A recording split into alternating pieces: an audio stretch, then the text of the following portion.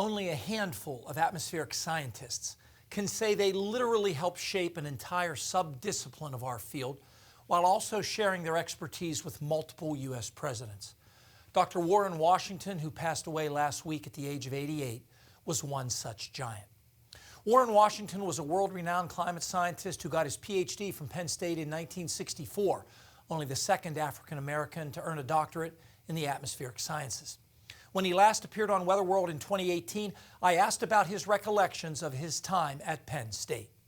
Well, I was a student working on my PhD under Hans Panoski and Robert Duquette, and they sort of taught me to be fairly independent about my research. And they supervised in the expected way of giving advice. But it was really a lot left up to me as to what I chose to specialize in.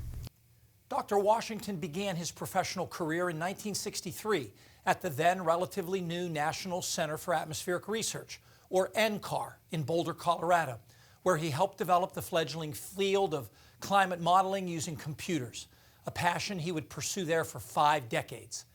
Did he have any sense at that time of how big a deal climate modeling would become?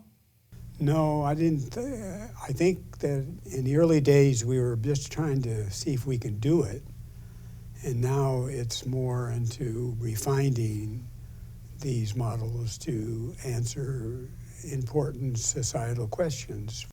Dr. Washington quickly rose up the ranks at NCAR in the 1970s, becoming head of their Climate and Global Dynamics Division, soon appointed to the National Advisory Committee on Oceans and Atmospheres by President Jimmy Carter.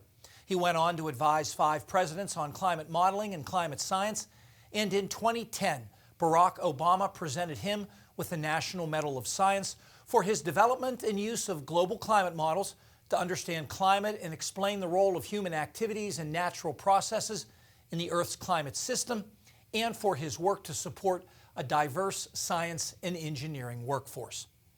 Dr. Washington was the first African American to serve as president of the American Meteorological Society. The organization even has a Warren Washington Research and Leadership Medal that is awarded annually. On Penn State's University Park campus, the building that houses the local office of the National Weather Service is named in his honor. Back in 2018, I asked him to share his thoughts about his autobiography, Odyssey in Climate Modeling. Well, and the best part is I did that with my wife, Mary Washington. But secondly, I wanted to kind of indicate to the new generations that are coming forth that they could learn for how science is really being done.